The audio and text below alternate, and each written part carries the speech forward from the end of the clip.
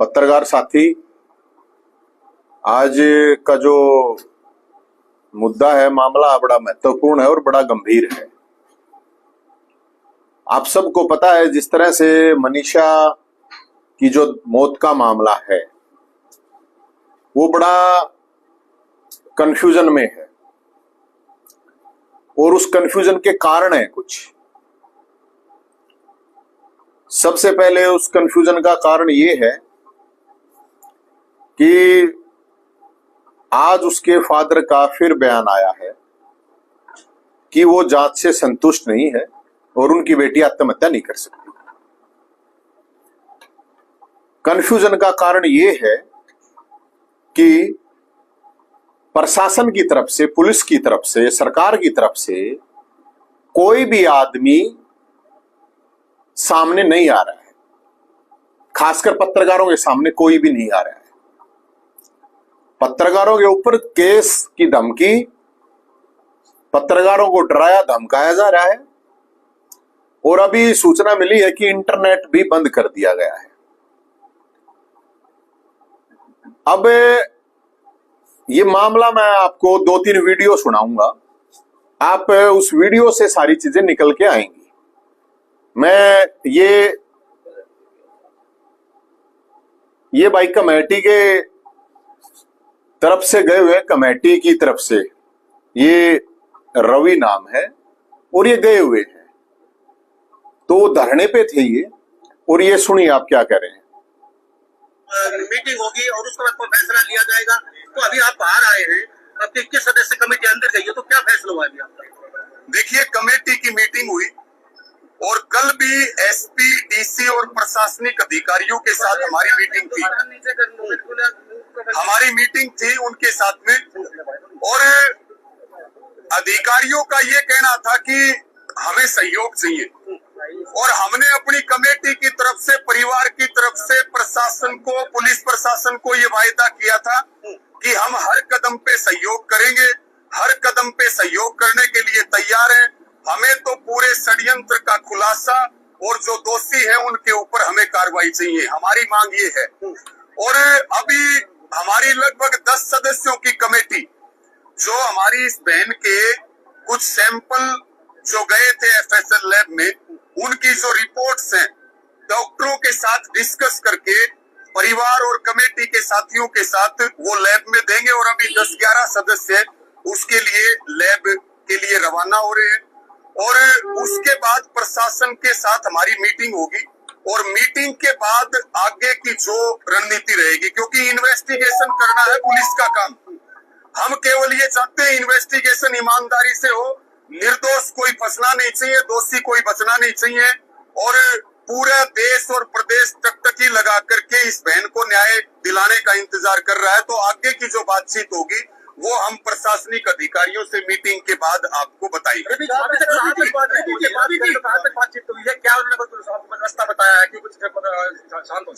देखिए, हमने इस बात को बिल्कुल स्पष्ट कर दिया, अपराधी चाहे यहाँ का हो, चाहे वहाँ का हो, चाहे अंदर का हो, चाहे बाहर का हो, चाहे 100 मीटर का हो, चाहे 2 किलोमीटर का हो, चाहे 200 किलोमीटर का हो, हमें अपराधी सामने चाहिए और इन्वेस्टिगेशन ईमानदारी से होनी चाहिए।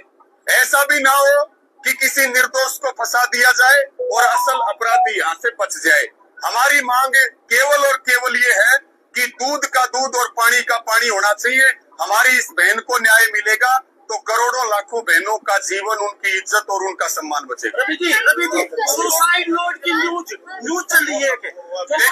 देखिए, बहुत सारी बातें चल रही है, बहुत सारे रूमर्स भी चल रहे हैं।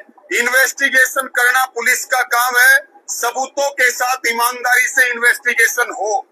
हम किसी कहानी पे भी विश्वास नहीं करेंगे और हम असलियत से भी नहीं भागेंगे। दोनों बातें, सच्चाई से भी नहीं भागेंगे। पुलिस ने सुसाइड नोट के बारे में चर्चा की नहीं, हमारी 2 बार मीटिंगें हुई, हमारी कोई चर्चा नहीं हुई। क्या पुलिस ने कोई इनिशियल कोई स्टेप दिखाया हो? नहीं, पुलिस ने केवल ये बात कही थी, अपराधी 2 किलोमीटर में है एसपी की तरफ से और आपके धरने पे भी हो सकता है।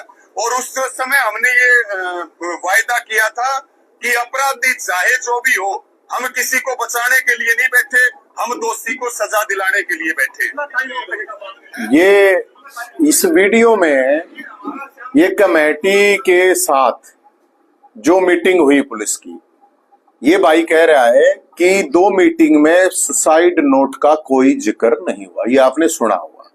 एक बात। दूसरी बात, इन्होंने कहा कि एसपी साहब ने ये कहा कि अपराधी 2 किलोमीटर के दायरे में भी उसका है, धरना स्थल पर भी उसका है। ये एसपी ने कहा है, ये कह रहा है। आप सुन रहे होगे। वो बडोली साहब की ओर दिखाओ।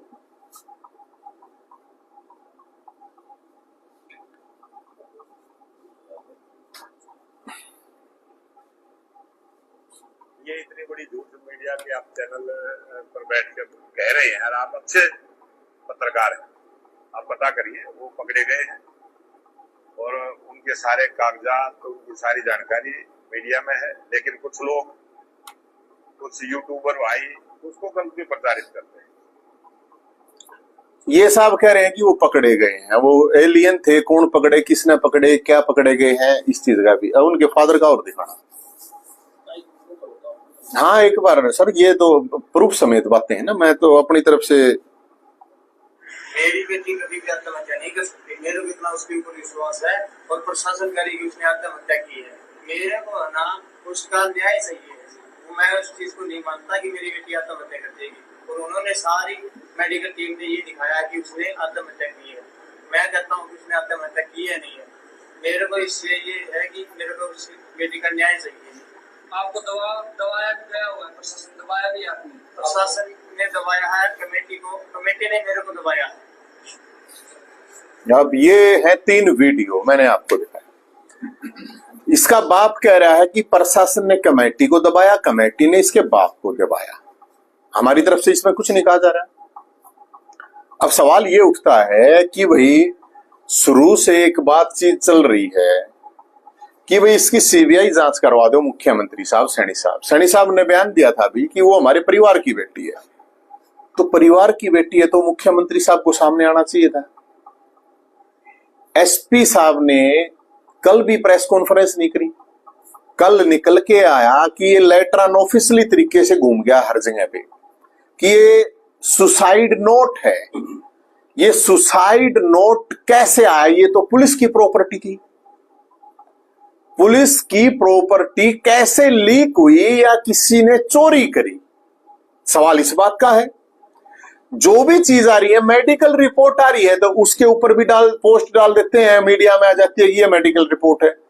तो एसपी साहब को मीडिया के सामने आने में समस्या क्या है?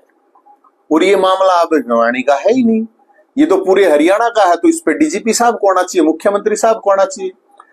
अगर ये सुसाइड है, तथ्यात्मक तरीके से रखने से, ये साहब कह रहे हैं अब कमेटी वाले डरे हैं, बिके हैं, सेटिंग करी है, क्या करया है क्या नहीं करया है, इसका कौन क्या कहेगा बताओ। अब कहा जा रहा है कि उसका दाह संस्कार जबरदस्ती से। भाई जब लोग संतुष्ट नहीं, जनता संतुष्ट नहीं है, आपकी बात मान लीजिए, आप कह रहे हो कि सुसाइड है, 100% मान लो इस बात को कि भाई सुसाइड है, मान लिया। और एक नहीं, आप 100% मान लो। तो ये जो सुसाइड लेटर था ये बाहर क्यों नहीं आया? 7 दिन के बाद इस सुसाइड लेटर का बाहर आने का मतलब क्या है? चलो मान लिया आपकी ये सुसाइड लेटर 7 दिन के बाद आ गया, तो फिर सवाल उठता है जब सुसाइड ही था तो फिर वो उस एसपी को बदलने की क्या जरूरत है? उसने क्या कोर्ट कराया? वो पुलिस वालों को सस्पेंड, उनने तो 112 वाले ने कही है ना ये बात है कि भाई सर्टिफिकेट वाला। उस धरना स्थल से जो चीजें चल रही थी वही बात तो सब बोल रहे थे, हम भी वही बोल रहे थे और भी पब्लिक वही बोल रही थी। ये लाखों लोगों की भावनाएं इस मामले से जुड़ी हुई हैं। और हम पहले भी कह चुके हैं, क्या किसी बड़े नेता, बड़े अधिकारी, बड़े व्यापारी की बेटी होती तो भी क्या इस तरह की चीजें होती? अब अध्यक्ष जी कह रहे हैं कि वो कह रहे हैं वो लोग पकड़ लिए।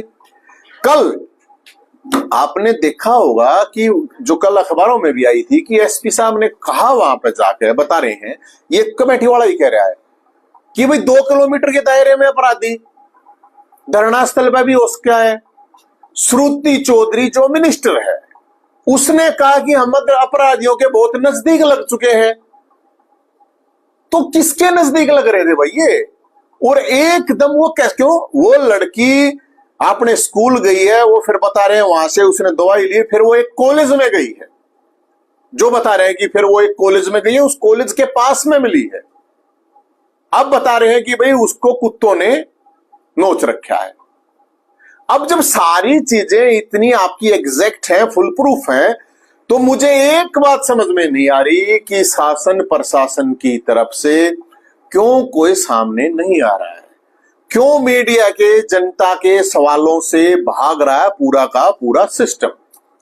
अब वो लड़की अगर एक गरीब घर की लड़की है, और मैं मुख्यमंत्री साहब से बताना चाहता हूं कि मुख्यमंत्री साहब को खुद आना चाहिए सामने, खुद आगे बताए, डीजीपी को साथ में लेकर बैठे, एसपी को साथ में लेकर बैठे, परिवार को साथ में लेकर बैठे, उस कमेटी को साथ में लेकर बैठे।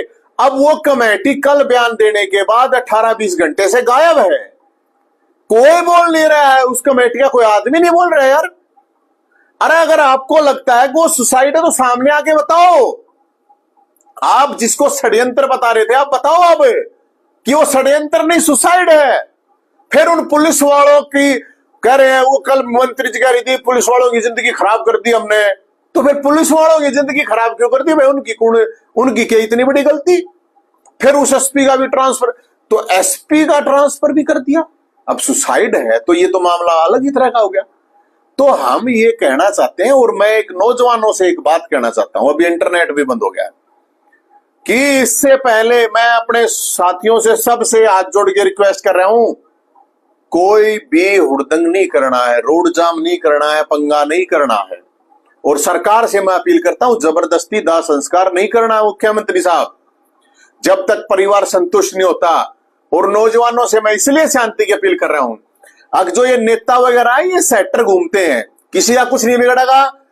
जब जाट आंदोलन हुआ था 2016 में, यशपाल मलिक के ऊपर एक भी केस नहीं है, हजारों लोगों पे केस हो रहे हैं, अपनी तारीखें भुगत रहे हैं, 100 के करीब तो चंडीगढ़ जाकर तारीख भुगता है हर हफ्ते। उनसे जाके पूछो उनका क्या हाल हो रहा है और उनके परिवार का क्या हाल है। किसान आंदोलन में राकेश टिकैत के ऊपर कोई केस नहीं है, और ही लोग भुगत रहे हैं। मैं इसलिए मैं उन नौजवान साथियों, सब आपकी भावनाएं हैं, आपके अंदर जोश है, सारी चीजें हैं, लेकिन बहुत तरीके से। और मैं पुलिस को मैं एक और बात कहना चाहता हूं, मेरे को एक बात समझ में नहीं आ रही है। कल भी आया कि 10 यूट्यूबर पे, मतलब ये तो वाह बात है, भला उस पर भला चल नहीं, गधी की दही तोड़ दो। ये यूट्यूबर तो गधी बना रखे हैं, गधी। अब किससे ही कुछ नहीं चल रहा। ये सोशल मीडिया के द्वारा खड़ा किया गया आंदोलन है, और हर आदमी ने अपनी भागीदारी निभाई है। इसमें पत्रकारों का भी रोल है, बहुत बढ़ चढ़ के रोल है, यूट्यूबर्स का भी है, सोशल मीडिया इन्फ्लुएंसर का भी है, सबका है। तो इसका मतलब ये नहीं है। और मैं गांव के लोगों से भी एक रिक्वेस्ट करता हूं, ये कमेटी वमेटी के चक्करों में मत पड़ो। आप गांव राम डिसाइड करो, गांव गोहांड डिसाइड करो। ये बाहर से लोग आके परने बांध के मनासा मार मार के जो आए हैं, आपके आंदोलन को बेच देंगे। कुछ लोग सुपारी किलर होते हैं, सुपारी किलर आंदोलन के, आपने सुनी होगी कि सुपारी किलर, लेकिन कुछ आंदोलनों के सुपारी किलर होते हैं जो सरकारों के द्वारा प्रेजेंट इंजेक्ट किए जाते हैं। अरे हम इतने सालों से इतने केस भुगत रहे हैं, ये इतने बड़े आंदोलनकारी हैं, कौन सी तारीख भुगते हैं, कौन से केस भुगते हैं? इनका काम आंदोलन बेचना है, सेटिंग करनी है, और कुछ नहीं करना। नौजवानों को के ऊपर केस लगवा देंगे, अपने आप इनका कुछ नहीं होगा। मैं सबसे मैं यही कह रहा हूं। और मैं मुख्यमंत्री से, मुख्यमंत्री सैनी साहब ओबीसी समाज की लड़की है, जिसको आप बता रहे हो कि आपका परिवार है ना, तो मुख्यमंत्री को वहां जाना चाहिए, उस गांव में हिम्मत दिखाओ। मुख्यमंत्री साहब जाओ, सैनी साहब वहां पे उस लड़की के परिवार के पास जाओ, लेके जाओ एसपी को, डीसी को, डीजीपी को, और बताओ सच्चाई, जनता के सामने जाओ, जाके बताओ कि हाँ ये सुसाइड है। और ये जो कमेटी वाले हैं, हिम्मत है तो सामने आओ और आके बताओ कि सुसाइड है। अगर सच है तो क्यों डर रहे हो, क्यों भाग रहे हो भाई? आप लोग मत भागो, आप बेवकूफ मत समझो सब लोगों को। और ये अब पुलिस फोर्स बुलाकर चारों तरफ से बंद कर दो उसको, भिवानी दादरी। अरे यार ये धींगा मस्ती है, तानाशाही क्यों कर रहे हो? क्या जरूरत है? इतना तो कुछ है भी नहीं। लोग न्याय तो मांग रहे हैं, कोई डिमांड थोड़ी कर रहे हैं तुम्हारे से कि भाई कोई मुआवजा दे दो, कोई नौकरी दे दो, कोई और तो आंदोलन नहीं है ना ये कुछ किसी भी चीज का, न्याय के लिए ही तो है। और जब आप कह रहे हो कि यह सुसाइड है तो क्यों नहीं कहते फिर सामने जाके ये एक बार ये छोड़ दी, एक बार सुसाइड नोट छोड़ दिया, एक बार मेडिकल रिपोर्ट छोड़ दी, क्या है ये यार? उस लड़की की आत्मा बेचारी की अभी आत्मा रो रही होगी, उसकी लाश पड़ी है अब तक, क्या है? हाँ ये तो है ही, ये तो क्या है, उसने उसके बाप ने कहा है, कमेटी ने उसके ऊपर, तो कमेटी ने क्यों दिया भाई उसके ऊपर दबाव?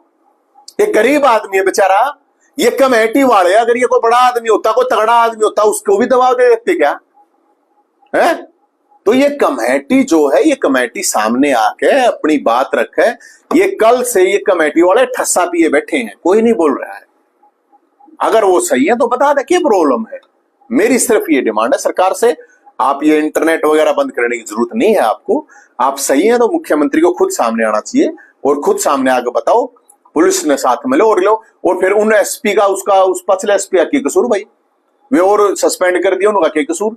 वो मान लो एक आदमी ने कही है, वो भी अब ये बात कही है या नहीं कही है ये कौन डिसाइड करेगा? इसके बाप से कल कुछ बयान दिलवा दिया गया, आज सुबह कुछ दे रहे हैं, परसों कुछ और दिलवा दिया गया, क्या मतलब है ये? तो है तो पुलिस वाले भी भाई, इनके लिए तो कोई नहीं बोल रहा, पुलिस वाले के लिए तो कोई नहीं बोल रहा। तो इसलिए मेरी यही डिमांड है। आपका कोई सवाल है तो आप बता दीजिए। क्या वजह लगती है कि आप क्यों छुपो रहे हैं सारे मामले को? भाई मामले में झोल है ना।